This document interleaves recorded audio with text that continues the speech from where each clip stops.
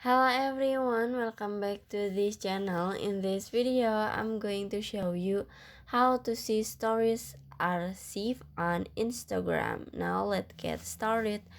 First, after you open your Instagram, you just click on the profile icon at the bottom. Click on it.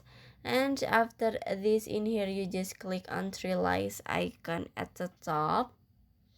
And now you just click on see history archive. This is the story archive. You just click on it, and in here you just click this one, and thanks to his storage. And in here you can see